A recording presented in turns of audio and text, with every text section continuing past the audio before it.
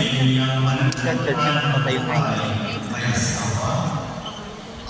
mamaya na lang pagpapunta doon. Jeremias, mula sa Kayaban, may bahay si Juditan na narinig ko ngayon ay sumunod sa batas at mga lituntunin ng ating banal na simbahan. Buong puso ba ang pagkakalaog sa kanya yung sarili ng anak-asawa? Nakalaang bang balitain sa sarili niyang mananagutan ng buhay ay asawa?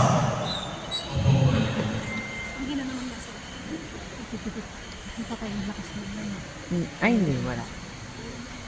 Ang tagal mo sa akin.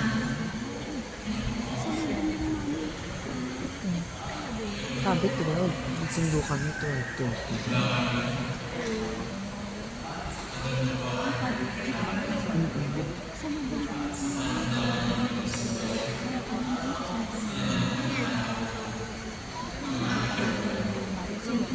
Bilang nakapagpatunay ko ng ating simbahan, pinagtitibay ko ang basbasan at ang kanilang puso na iyong pinagtipan sa Ama at ng Anak at Espiritu Santo. Amen.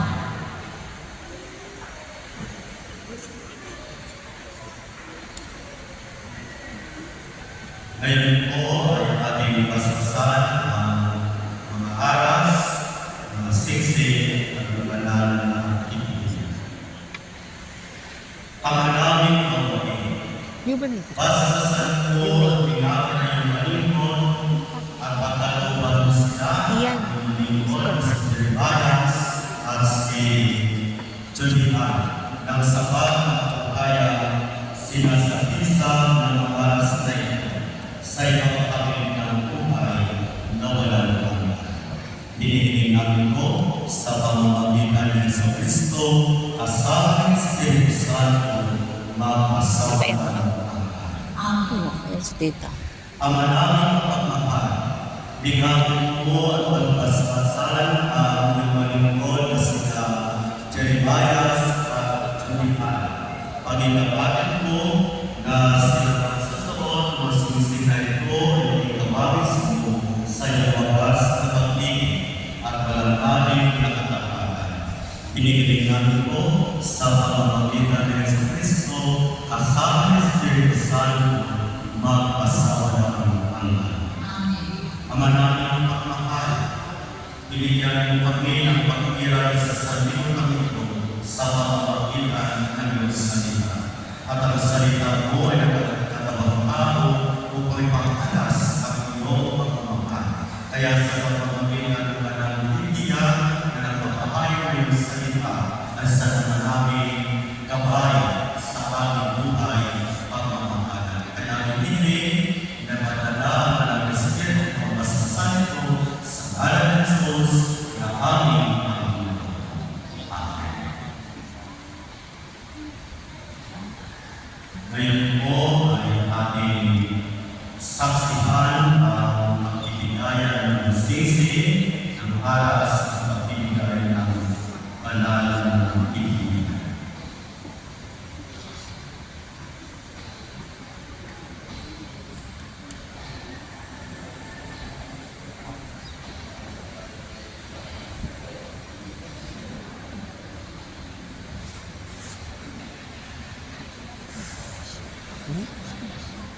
Ay, ewan ko.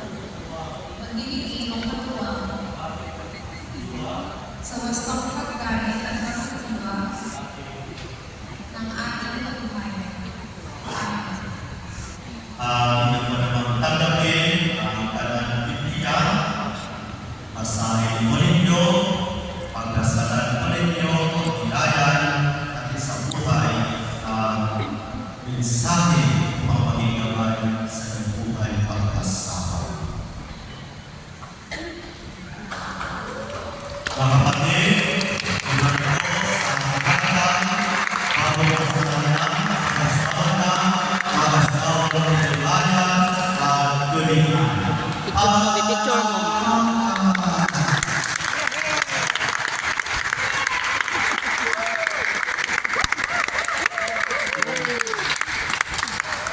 Lulunod na po ang mga kasal.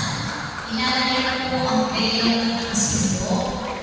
Pipilian na po ang lahat ng mga anak.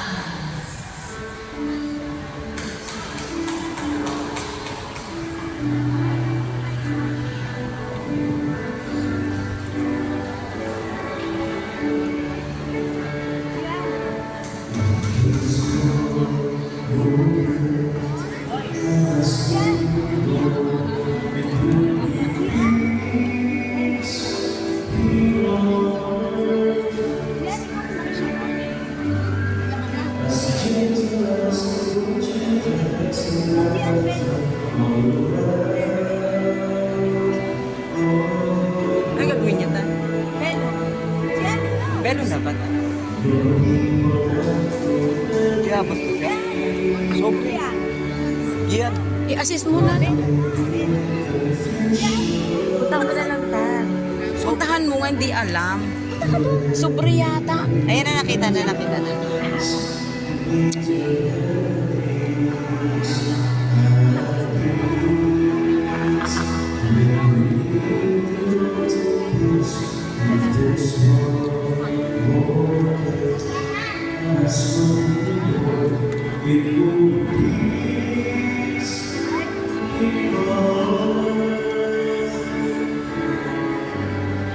As gentle